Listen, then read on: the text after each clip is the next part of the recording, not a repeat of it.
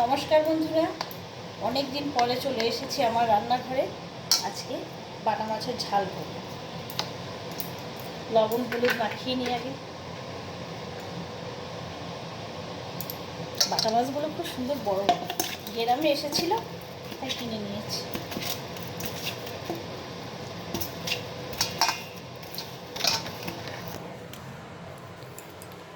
Size দেখো বড় মাছ।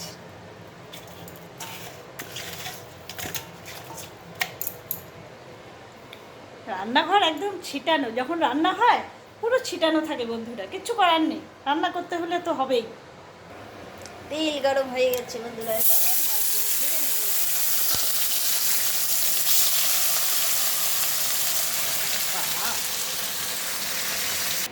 বন্ধুরা মাছ ভাজা একদম হয়ে গেছে, জিরে ফোড়ন হয়ে গেছে। এবার পেঁয়াজ দিয়ে দিলাম। পেঁয়াজ ভাজাটা হয়ে গেছে, এখানে আদা লঙ্কা আর টমেটো। বন্ধুরা এই মশলাটা কষা হয়ে গেছে, এবার আমি পোস্তটা দিয়ে দেবো। পোস্তটা দিয়ে বেশিক্ষণ আর কষবো না। জল দেওয়া হয়ে গেছে, এবার একটু স্বাদ মতো লবণ দিয়ে দিলাম, হলুদও দিয়ে দিয়েছি।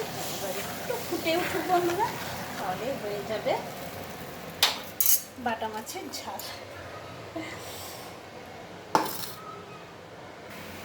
মাছটা হয়ে গেল, বাটা মাছটা দিয়ে দিলাম বন্ধুরা। এবার কিছুটা ধনে পাতাও দিয়ে দিলাম।